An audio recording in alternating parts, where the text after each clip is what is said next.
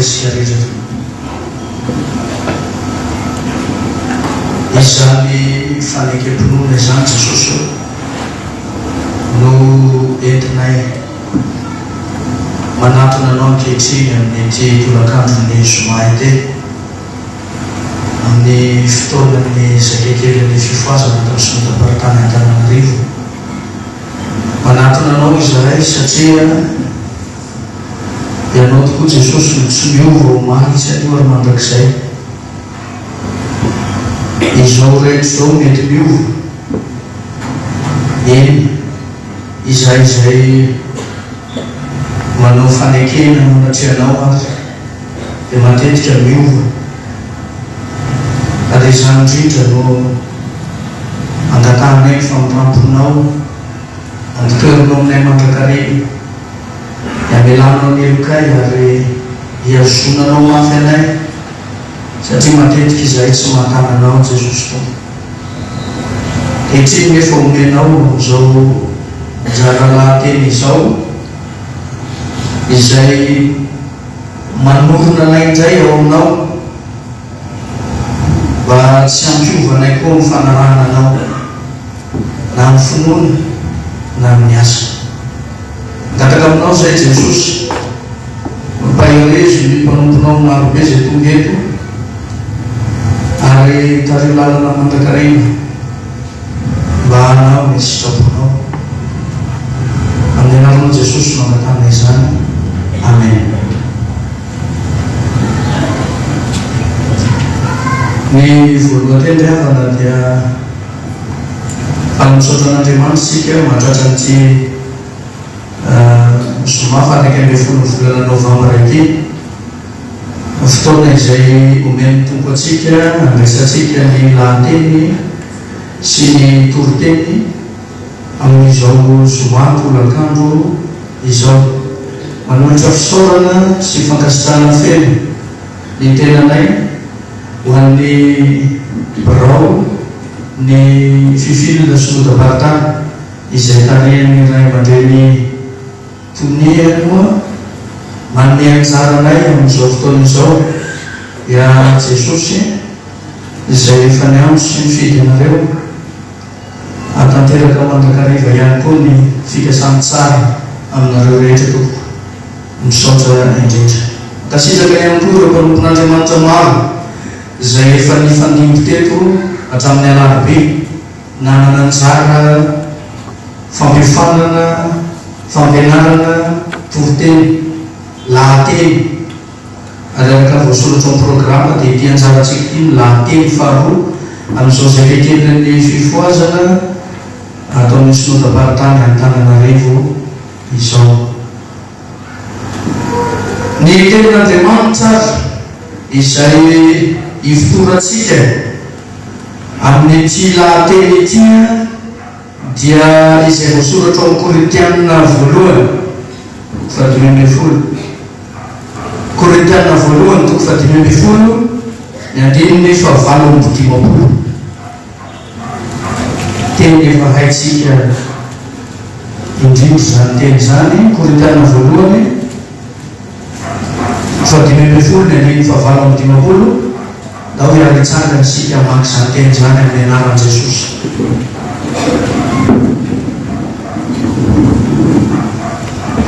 Koa amin'izany ry rahalala dia miorena tsara aza liova ary mahay fahabe mandrakariva amin'ny asan'ny tompo satria fantatrareo fa tsy foana tsy akory ny fikerezanareo aina ao amin'ny tompo. Amen. Petraka sy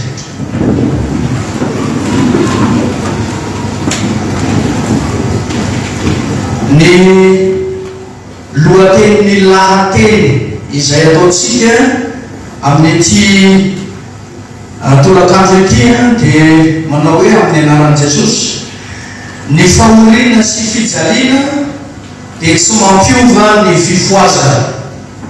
Ny fahoriana sy fijaliana dia tsy mampiova ny fifoazana.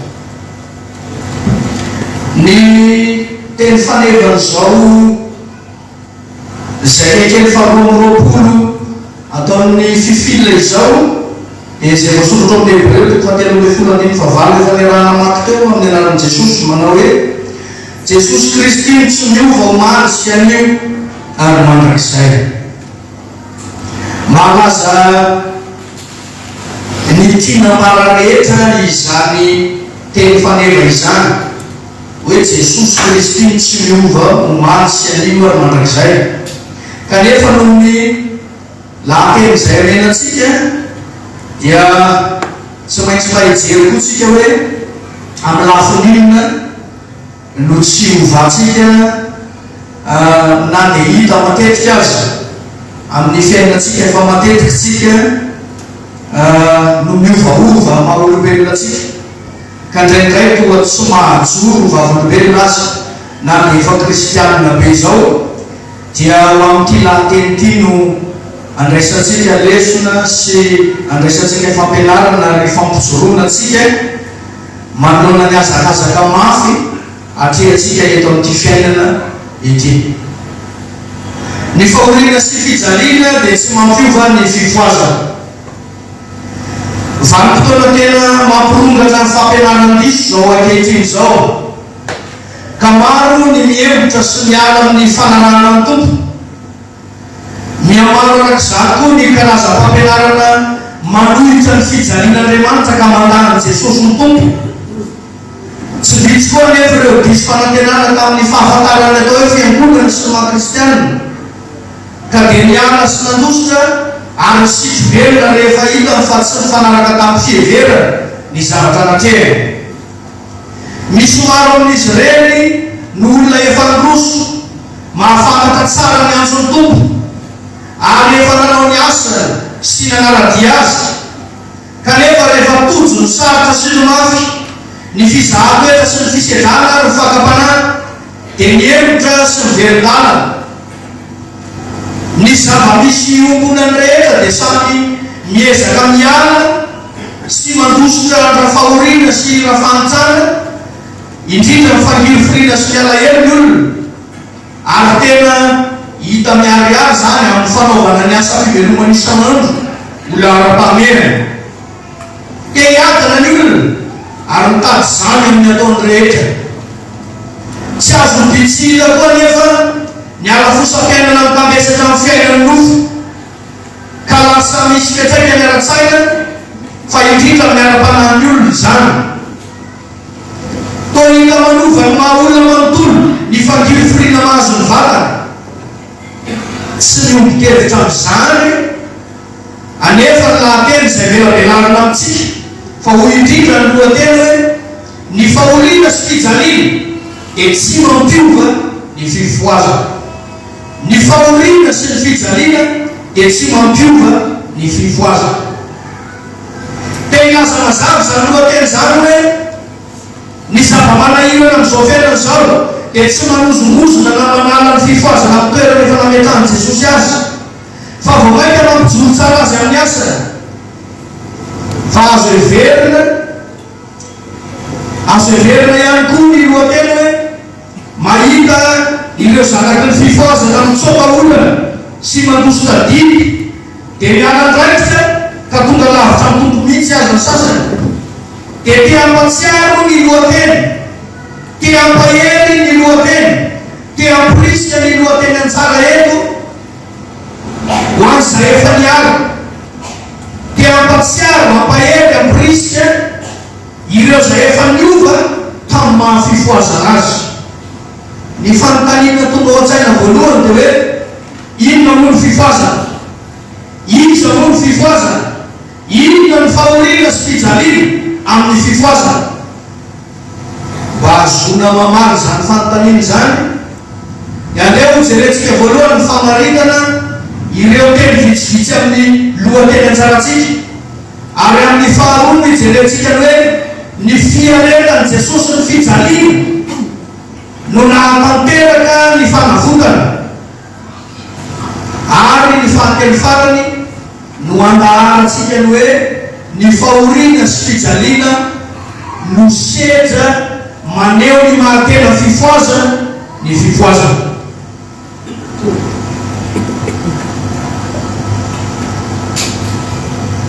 Teny ezahana ho faritana amin'izao fizarana voalohany amin'ny famelabelarana izao.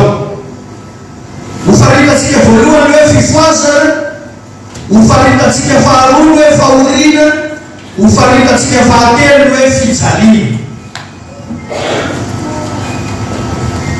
Voambolana tsy hita ao anatin'ny baiboly ny hoe fifoazana, fa ampiasana ilazanareo olona nandray ny fiaina vaovao tamin'i Kristy izany teny izany. Ny hoe fifoazana no miveriny 430 ny baibolitsika, ary 420 ny andininy misy zany. Ny fotonteny hoe foa no nahazona ny teny hoe mifoa amin'ny ranobolana malagasy. Entina ilazana olona iray miala amin'ny toromaso ka mifindra amin'ny fahatsiarovatena, natao hoe mifoa. Ny teny fototra nandikanany filazana tsara, ny teny grika zany dia manoro ny teny hoe egero, lazaintsika hoe fo izany, izay midika hoe miala amin'ny toromaso fahafatesana ary mifindra makany amin'ny fahavelomana, miala amin'ny tsy fahatsiarovatena mifindra amin'ny fahatsapana, miala ao amin'ny maizina ary miditra amin'ny mazava. Ny hoe fifoazana zany dia olona taitra amin'ny toromaso fanahy, raha hoe olona fanahy zany, spiritualiste moa izy ny fitenenana azy amin'ny teny frantsay, olona miankina amin'ny ara-panahy. Zay no ilazana ny fifoazana. Ilazana ny olona tena mibebaka ka miray fo sy miray vavaka amin'ny fiangonana. Olona ny fanahy ny fifoazana, fa tsy olona nofo na sanatria olona mifototra ara-pisaina amin'ny maha-olombelona. Tsy olona rationaliste loatra zany ny fifoazana, tsy dia mifototra loatra amin'ny ara-pisainana maha-olona izy, fa mitodika bebe kokoa ary mipatrona sy mijery ny ara-panahy. Noho izany dia diso ny filazana hoe rehefa mahita olona manao akanjo fotsy na misikina lambahoany na manao salovana dia hoe ireny ny tena fifoazana. Tsy mifindrana baiboly tsy miala eny an-tanana akory no mahafifoazana amin'ny fifoazana, fa ny fiainam-pivavahana mitondra fiainam-baovao ho amin'izay naray izany ka tena misy fiantraikany amin'izay mifanerasera amin'ny tena izany, ary mitondra fifoazana ho an'ny hafa ihany koa. Tsy forme na endrika ivelana izay azo ampamboarana na hovavana no mahafifoazana, fa fototra na fond na toetra anaty izay nandray an'i Jesosy ka manana hery ento manova ny ety ivelany sy ny manodidina azy ihany koa. Tsy ny asa tsy fampahelezana no mahafifoazana amin'ny fifoazana, fa ny fibebahana, toriana ao ka mahatonga ny olona ho torotoro fo sy anenina amin'ny ratsy vitany mba tsy hiverenany amin'izany intsony. Ny tena fivoriam-pifoazana dia izao: fitoriana fibebahana ka arahan'ny asa sy fampaherezana. Amin'izao andro ankehitriny izao dia enjerin'ny olona ho toy ny lamaody, ny fitafy sy ny fihetsika, ny fandeha ny fifoazana azy. Tsy ratsy zany, satria mba ho lasa manao robe lava sy akanjo fotsy madio avokoa ny olona. Fa izao no tokony ho tsarovana mandrakariva ny fananana an'i Jesosy dia tsy azo afenina. Ny fananana an'i Jesosy dia tsy maintsy hiariary eo amin'ny fiainana ny fifoazana. Ny mifanohitra amin'izany zany dia zao: tsy azo afenina amin'ny fanaovana ny akanjo fotsy ny tsy fananana an'i Jesosy eo amin'ny fiainana. tsy azo avena amin'ny fanenjehana ny asa am-piangonana sy ny zavatra maro samihafa ny tsy fananana an' Jesosy. Fa ity dia tonga amin'ny fiteny malagasy hoe ny atao no hita, ary ny atao dia mifototra sy miainga amin'ilay Jesosy monina ao anaty, ary manavao ny fiainany fifoazana isanandro isanandro. Ny voambolana faharoa faritana dia hoe fahorina. Indroanjano no miverina ao amin'ny Baiboly ny teny hoe fahorina, ary ny 5:30 no andininy milaza azy. Ony no foto-teny araka ny rati-bolana malagasy mahakasika ny saina mampanana ho ampiasaina ny voambolana hoe fahorina. Raha amintsika malagasy amin'ny voambolana araka ny rati-bolana malagasy ilazana fahabangana tsy fisiny na fahafoanana ny atao hoe fahorina. Ny teny fototra ny teny grille hoe eclipsis dia manazava araka ny Matthieu 7:20 fa olona fahabangana misy ka miteraka korotana sy fanaintainana amin'ny saina mampanana ka tonga toloko sy alahelo lalim-panga eo amin'ny olona ary tena miseho eo amin'ny endriny ivelany, izany atao hoe fahorina izany.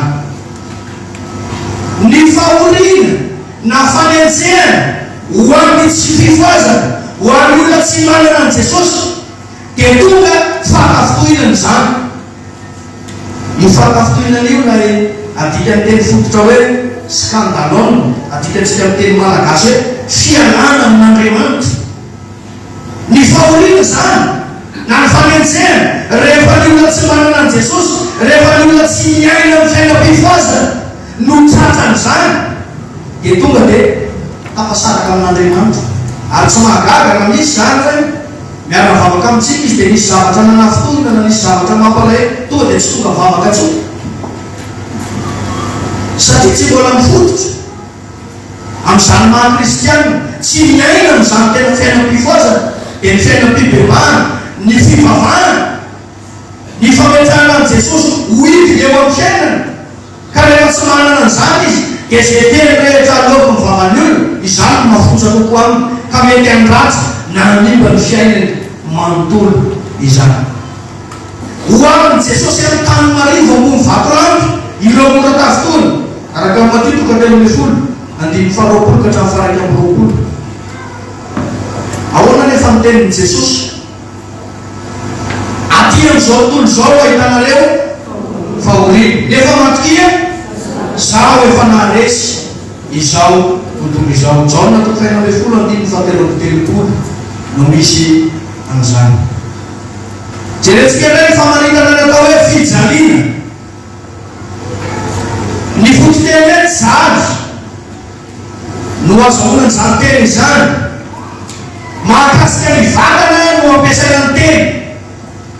Raha ny rati-bolana malagasy no miresaka azy, ilazana fangirifiriny, ratsy, aretina, ary aretina miteraka fanaintainana no ambarany teny hoe fijaliana. Ao amin'ny filazany tsara dia iny 9:30 no miverina ny teny hoe fijaliana, ary tsy hita afa-tsy ao testamenta vaovao ihany izany. Ny 5 ihany no tena milaza ny fijaliana araka ny heviny ananantsika amin'ny lohateny. Ny Joda 7 sy ny Luka 5:20. Fa ny 7:20 isa kosa dia avamin'ny teny hoe azo fijaliana no nazahoana ny fanisana hoe 7:20 ny fijaliana ao anatin'ny testamenta vaovao. Raha ilay fijaliana voalazany ao amin'ny Joda 7 sy Luka 5:20 dia ny teny grika hoe basanos na dika hoe torture no ilazana an'ilay hoe fijaliana, izany hoe famaintainana mafy amin'ny tena vokatry ny fampijaliana miatra amin'ny tena no atao hoe fijaliana. Famaintainana mafy vokatry ny fampijaliana miatra amin'ny tena. Ny voambolana anankiray hoe storos ozy ny teny grika no faritana hoe toerana voatokana ho an'ny fampijaliana. Ny raha toloana zany ny azo fijaliana dia izy dimy zany. Toerana voatokana ho an'ny fampijaliana ny azo fijaliana. Raha izay famaritana izay jerentsika dia na ny fifazana na ny fahoriana na ny fijaliana dia samy efa manakambara amintsika ireo famaritana vitsivitsy nentina teo eo. Idirantsika hatrany anefa ny fizarana faharoa amin'izao anjarantsika izao dia ny fiarenan'i Jesosy ny fahoriana sy ny fijaliana no nahatamperany ny fanavotana. Fa ny fahazontsika ny fizarana faharoa ty no azahoantsika maka ny anjara toerana tsara amin'izay mahafifoazana antsika dia rehefa miresaka hoe fahoriana sy fijaliana ety an-tany dia Jesosy no atao an-tsaina avy hatrany satria izy no nisangatra sy modely ka izay manaraka azy dia tsy misedrana mandalo mihoatra noho izay nentina. Averina indray mandeha zay fehezanteny zay. Rehefa miresaka hoe fahoriana sy fijaliana ety an-tany dia Jesosy no atao an-tsaina avy hatrany satria izy no nisangatra sy modely. Io la dika ny teny frantsay hoe prototype. Jesosy no nisangatra ny fijaliana, izy no nisangatra izany fahoriana izany, ary izy no modely ny fijaliana sy ny fahoriana tety an-tany. Ka izay manaraka azy dia tsy misevana mandalo loatra noho izay nentina. Tokony mahafinaritra omen'ny tompo antsika sahady zany aty am-piadohana amin'ity fizarana faharoa ty hoe tsy mandalo loatra noho izay efa nalovan'i Jesosy.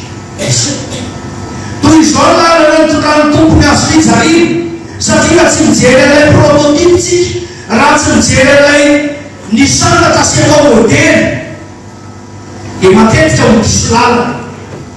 Toy izao lalana nitondran'ny tompony azo fijaliana namaiky hiara-miaina tamin'ny mpanota izy, namaiky hankalay ny havana sy atao hoe adala izy, namaiky hiavitra ny tsy finoana sy ny famadihana izy ary ny fandavana sakaizany azy, namaiky ilaozan'ny olona no ty havany rehetra izy raha nosambolona sy notsaraina, namaiky izaka ny fitenenany ratsy, namaiky izaka ny ompa, namaiky izaka ny fiampakana laina sy tapaka, ny fanorana, ny sarotsitsiny, ny famatsiny tamin'ny azo fijaliana, ny fandefonana, namaiky hovonona tololom-boozona, namaiky handeha tamin'izany lalana rehetra zany ny tompo Jesosy. Tsy nitaraina, tsy nandraona fa nanetry-tena ka tsy nilobava dia tahaka ny zanako niretina hovonona hoy ny Isaia 41:15. Tahaka ny vavy zay moa ny ao anaty ampanety azy, tsy nilobava Jesosy noho ny fitiavany ny mpanota izany. Jesosy raha tena tanteraka ny famonjena dia ny famonjena ny olona zany dia tsy maintsy nizotra tamin'izany lalana zany izy. Zany hoe lala tokana sens unique, lala tokana tsy maintsy alea ny lala-pahoriana sy ny lala-pijaliana tamin'i Jesosy. Izany lalana azahoana mandova fiainana mandrakizay ho an'ny mpanota zay tia ovonjena. Ahoana ny firanantsika izay tena hira amintsika amin'ny fafito amby fitopolo sy telonjato ety aritery ny vavady ao kely sy miteza ny lalana makao dia tsika mbola fampahelany niniry nefa azakily ry namako izao fa izay maninona izy fa izay malaina dia ho very tsika tsara zaniry zany fa mamotsika koa zaniry zany fantatr'ireo manaradia ny Jesosy tsara izany fahoriana sy fijaliana zany. Hoy Paoly apôstôly, iza no mahasaraka atsika amin'ny fitiavan'i Kristy dia inona no teneniny voalohany? Fahoriana va zay vao manaraka sisa rehetra, sa fahantrana, sa fanenjera, sa mosara, sa fikajana, sa lozo, sa sabatra. Romanina toko avalo 5:5. Fa maninona ny fahoriana nataony loha laharanao misy antony zany fa tsy zao ny fotoana melabelarantsika azy. Ireo apôstôly reo raha i Paoly manokana na dia nokajaina azy izy, nokapoina izy, nokapandoa azy Paoly dia nekeny ho lalana tsy maintsy andalovany zany mba isika hoe ny voninahitran'Andriamanitra amin'ny fitoriana amin'ny filazantsara natao. Ireo fifoazana nitarika ny fanavaozam-pivavahana na réformateur no ahafantarantsika azy toa ny Martin Luther, Ritz Zwingli, Jean Calvin sy ny maro hafa koa dia nandova sy nandray izany lara-pahoriana sy fijaliana zany ka na dia onaonana ho faty azy sy nanaovana antso-zay ny fananana ary namoarana taratasy fisambolana na makina velona dia mbola mijoro sy isany laza ny marina an-trano. Mafy tena mafy ny nahazo ireo kristianina efa nifoha tamin'ny andron'ny mpanjakarana valona voaloha raha ny teto Madagasikara, novonoina, norobaina ny fananany, nampandaingana, notorana velona, notapahandoa, nolefonina ary navalona teny amin'ny antsana teny am-pamarinana noho ny fiazonana ny filazantsara Kristy sy ny famonjena raisina amin'izany. Kanefa tsy mivatika izy ireo na miatsa manaina azy zany satria lehibe lavitra noho ny ainy ny famoazan'Andriamanitra azy tamin'izany.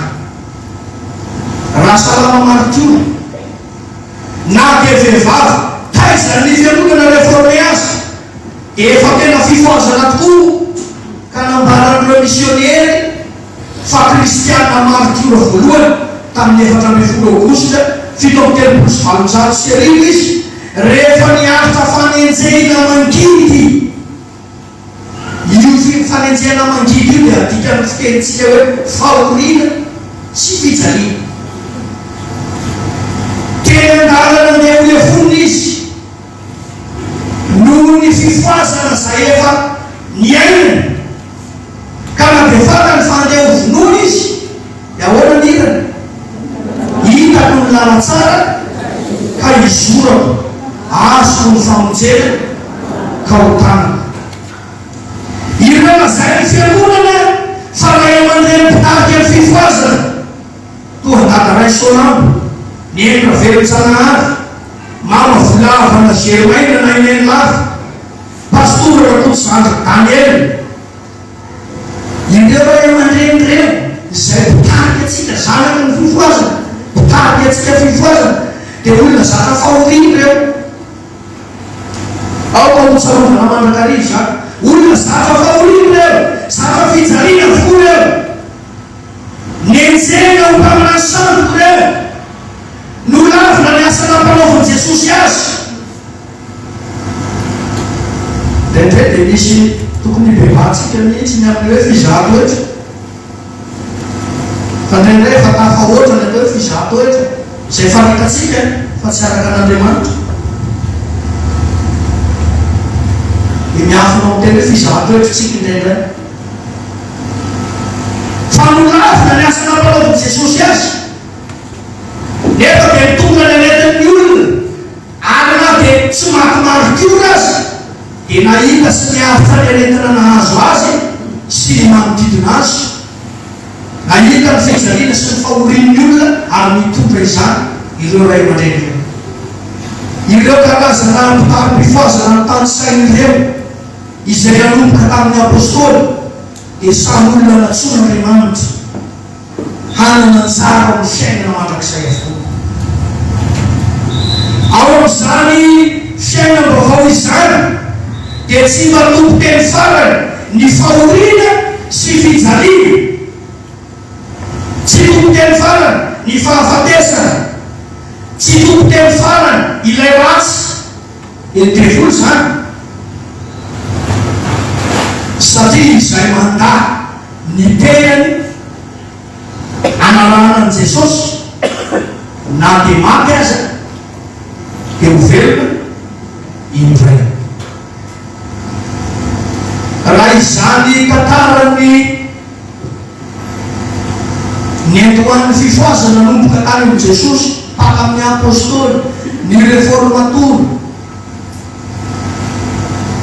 ireo olona nofoazana teto Madagasikara eny mimpakaty amintsika no resahana dia ny famontaniana mipetraka ao anatin'ny sainy miaino milateny zany dia hoe arenao mba ahoana,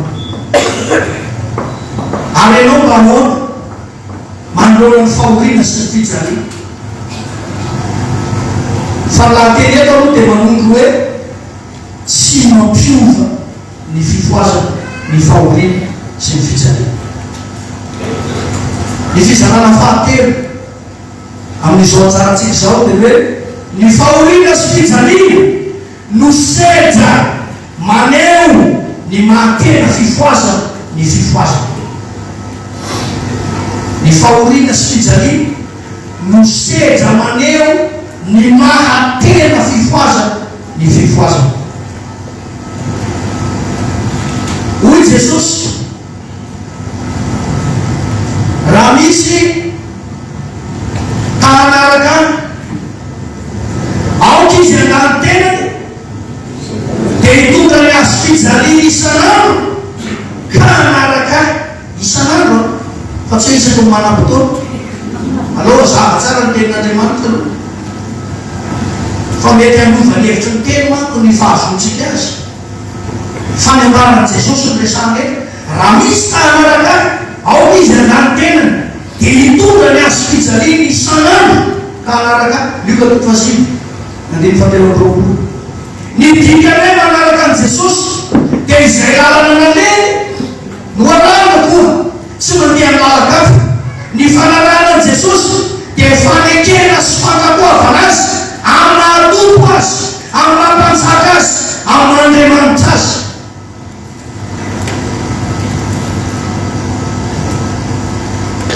Tsy voafetra amin'ny zavatra tongana na vitsivitsy ny fanarahana an' Jesosy, tsy voafetra amin'ny fandehanana ny am-piangonana, tsy voafetra ny famonjena fotoam-bavaka sy ny fianarana soraka masina, fa mahasahana ny maha izy ny tena manontolo ka na misy fahoriana sy fijaliana azy dia tsy azo marina amin'ny voninahitra izay asehony amin'ny fiainantsika isanandro ny fahoriana, ny fijaliana.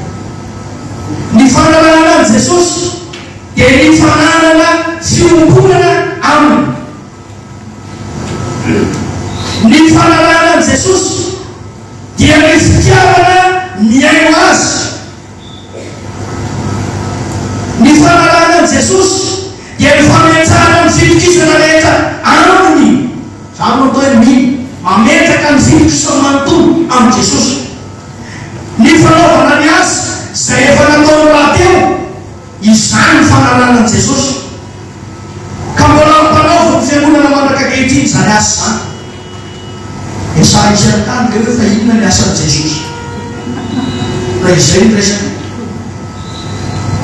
Lalana misy fijaliana kanefa misy fiadanana ary azo antoka satria hoy izy hoe indro aho momba anareo mandrakariva. Jesosy no miteniny fa tsy mitao mahateny.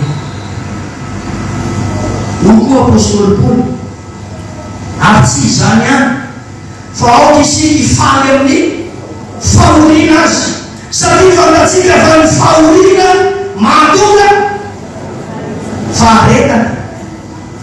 Romanina toko fadimy dimy fatelo.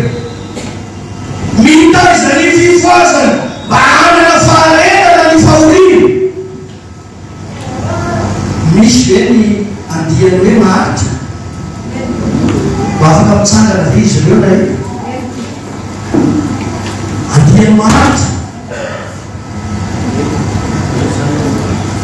Arabaina manokana ny andiany maharitra fa anarana itezany Jesosy ianao zany, anarana mba hampaharitra anao amin'ny famonjena efa natolona ary itezanao ny afako mba haritra ao amin'i Jesosy. Tadidio nefa fa mihevitry ny teny hoe maharitra dia mivoaka avy amin'ny fahoriana. Aoko mitsapa zany ny fisian'ny fahoriana, ny fisian'ny fahoriana no miteraka ny faharetana eo amin'ny amin'ny zanaky ny fifoazana. Fa iza moa ny fifoazana? Fanontaniana tokony voavaly eto. Fa iza moa ny fifoazana? Ny fifoazana izay itoriana ny fibebahana ka isiny ny asa sy fampaherezana. Io no atao hoe fifoazana na fiainam-pifoazana. Itoriana ny fibebahana miampy ny asa sy fampaherezana, izay no atao hoe fifoazana na fiainam-pifoazana. Ny kristiana itoriana sy miaina ny fiainam-pivavahana, fibebahana no atao hoe fifoazana. Ny kristiana itoriana sy miaina ny fiainam-pivavahana no atao hoe fifoazana. Tsy tena ny fiangonana raha tsy nisy ny fifoazana, ary tsy nisy ny fifoazana raha tsy nisy ny fiangonana. Mifamatotraina ao amin'i Jesosy Kristy ny fiangonana sy ny fifoazana. Fitaovana ampiasain'i Jesosy amena ny fiangonana ny fifoazana, ary toerana omeny Jesosy hiasana fifoazana ny fiangonana. Jereo tsara fa zavatra tena tsy afaka tsy afaka misaraka mihitsy zany. Raha vao miresaka hoe fifoazana, eo ny fiangonana. Raha vao miresaka hoe fiangonana, eo ny fifoazana. Fa gaga ihany ianao mieritreritra ny fifoazana sasany mivaky dia lasa fiangonana. Ny fifoazana tsy fiangonana, fa manataontsika dia sambana iray ao anatin'ny fiangonana, fitaovana iray amelomana Andriamanitra ny fiangonana, ary zava-dehibe ny ananana an'izany. Dia tsy gaga raha misy ny tokotoko etsero fifoazana avany anana, fifoazana avany anana, fifoazana nefa dia fiainam-piangonana be zao no atao. Dia na izy mamita tena na ny olona voafitaka daholo naso.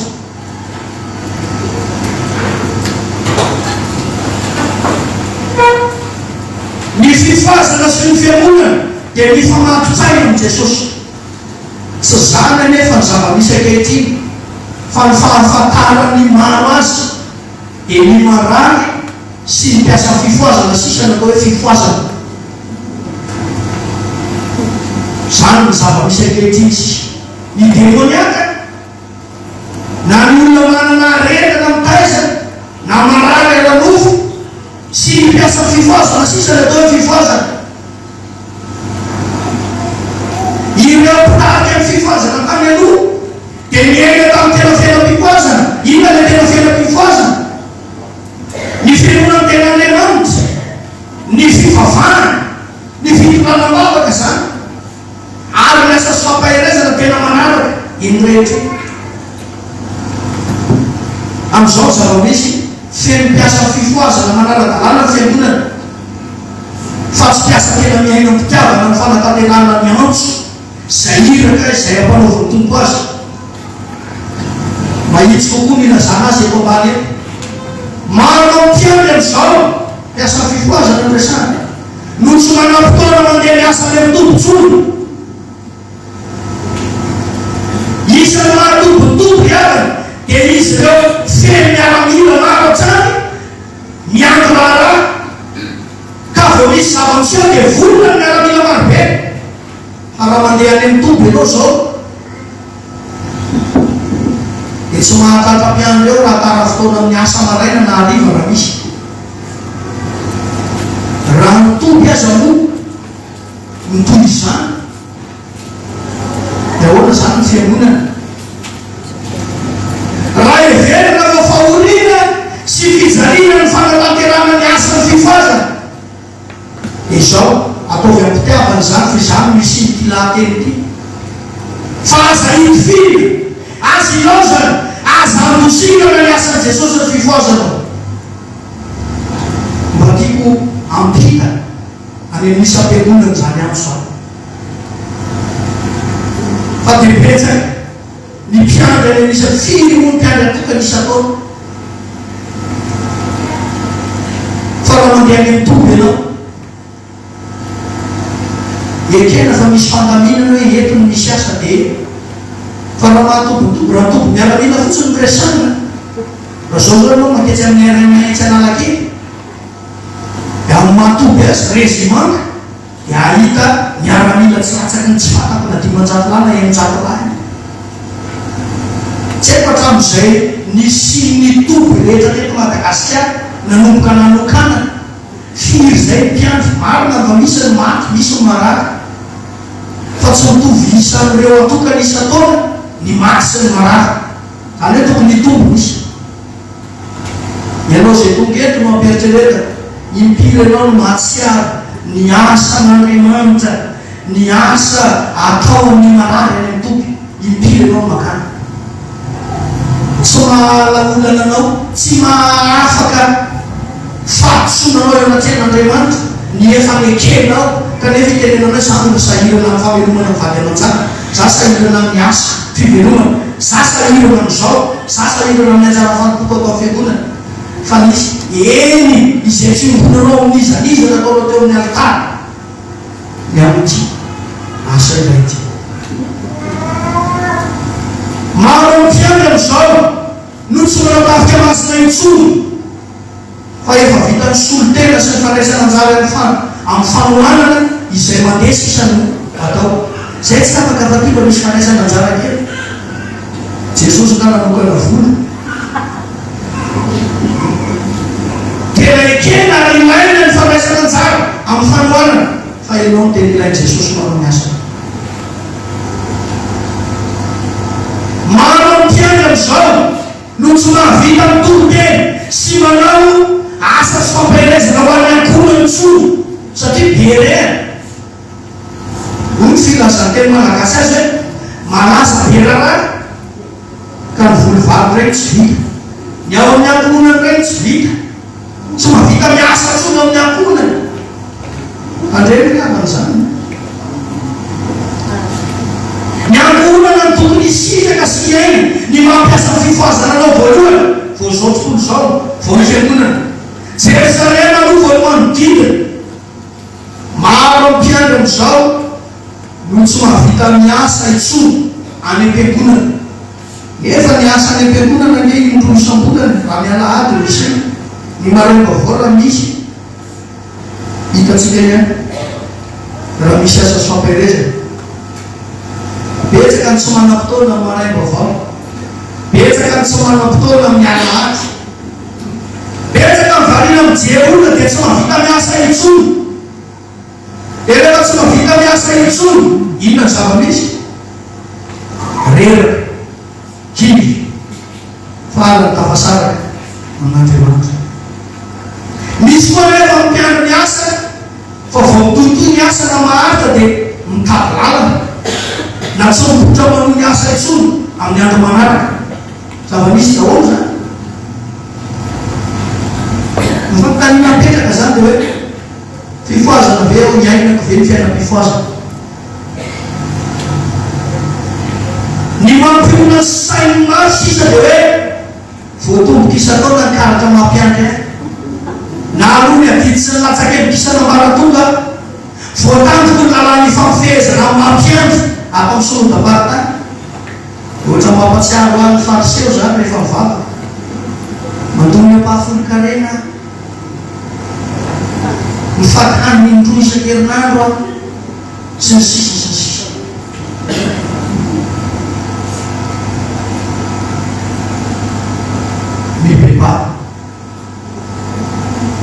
laozy fanolorantena anatryan'Andriamanitra raha isan'izany. Maro kristianina koa no tsy miandry asa sy fampaherezana fa maika lava. Ao tafitohana amin'ny fijerena sy fahafatanan'olona anankiray. Ao koa ny kristianina sasany matahotra asa sy fampaherezana. Nefa ny asa sy fampaherezana dia fitahiana sy tsodrano amin'ny fiangonana zany. Fitahiana sy tsodrano izany. Ry mpiandro malaka alalan'i Jesosy. Ny mpiasa amin'ny fifoazana no modely voalohany alay tahaka amin'ny fiainam-pifoazana. Ny mpiandro no fifoazana voalohany fantatry ny olona. Aza vela izy zavatra hafa hoe anakana na manefitra anao ny fanananan'i Jesosy. Eny na fahoriana na fijaliana hoentinao, mety amin'ny angonana, mety amin'ny fianakaviana, mety amin'ny vady anify mandry izy. Aza vela izy zavatra manakana anao fifandraisanao amin'ny Jesosy. Mba ho fitahiana ho an'ny angonanao koa ianao sy ny fifandraisanao amin'ny Jesosy. Fiangonana malalany Jesosy fa tsy mitodika amin'ny fifoazana ihany. Natao anao ny fifoazana. Ianao no fifoazana. Ianao fa tsy ny mpiandro. Isika no fifoazana. Ny kristianina vita batisa no fifoazana. Hoy ny lohateny hoe ny fahoriana sy fijaliana dia tsy mampiova ny fifoazana. Tsy asan'ny tenan'ny olona na fanambara-keviny ny hoe ifo izy, fa asa famelomana ataon'Andriamanitra zany. Ny olona mifo dia ny asa, ary ny asa ny manambara ny fahavelomana. Ny fahavelomana lalony antia-tany dia mara-fahavalo ary tambesara ny fahoriana sy fijaliana. Zany nefa tsy tokony hanova na hanala ny olona amin'ny mahafifoazana azy, fa vao maika mampifikitra azy amin'ilay namoa azy dia Jesosy tompony namoa azy. Amin'ny fifoazana ny fahoriana sy fijaliana dia fitaizana io, fanamboarana io, mety ho fanratsana io. Inona ny tanjona zany? Mba hahatonga ilay olona anankiray ho tena olona araka an'Andriamanitra. Ny mahafifoazana ny fifoazana dia izy manana fifandraisana tsara amin'ny Jesosy. Raha telefônina zany dia hoe misy réseau marakariva, fa tsy hoe misy fotoana tsisy réseau tampoka. Dia toy izay ny fifandraisana amin'ny Jesosy. Olona en réseau amin'ny Jesosy ianao. Tsy tapaka ny fifandraisana amin'ny Jesosy satria izany no miantoka ny fahavelomana amin'ilay hoe fifoazana. Izany no ahafantarana. Ilay fifandraisana amin'ny Jesosy no ahafantarana inona mihiraka mpanaovy, aiza ny lalana ampaniana. Fa vao tapaka ny fifandraisana dia tsy tafavoaka ilay olona.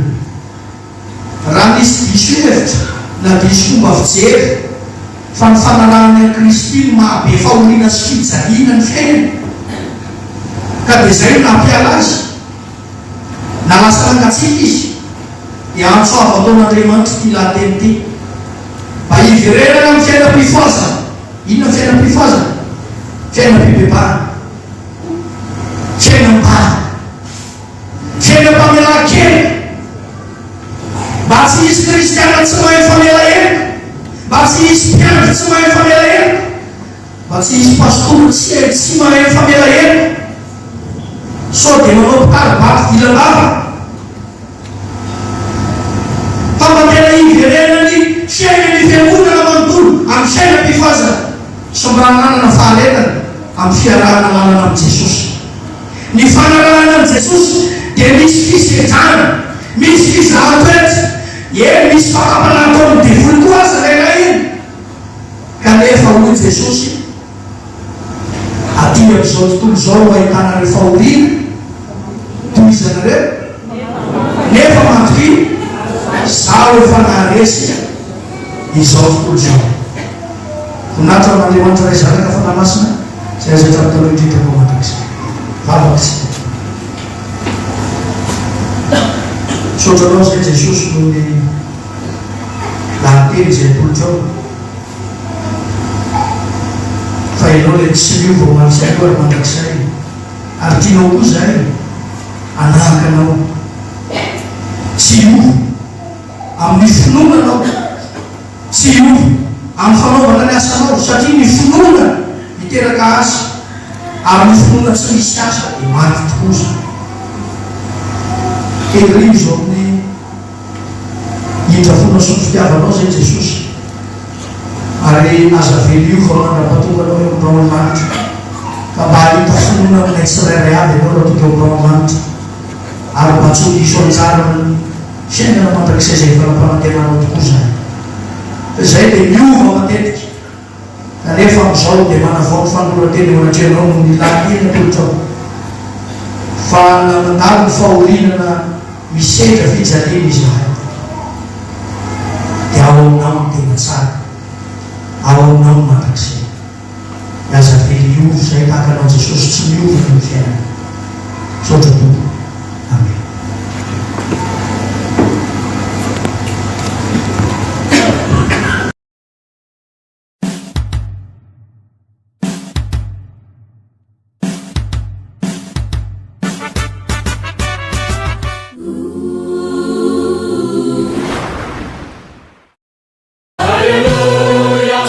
Fiangonana Malagasy toko fanantenana fitombin'ny polikitara mifankalazana misy ataona fitandremana sy famaranana ny zobily faifapolo taona izy ma amin'ny 10 ora arivo fampianarana docteur pastora Rasolindray Bebery sabotsy amin'ny 7 ora maraina conférence tarihany docteur pastora Rafalmanana Jean de Dieu mpampianatra ny salta ary toy amin'ny rindrakira mandrapaharivo ny alahady 7 kosa dia eny Antsamandra fotoanantsika rehetra isy ny sakafo zobily amin'ny vidiny R1 efa azonao raisina eny amin'ny komity mpiangonana ny Tapakila tongava maro.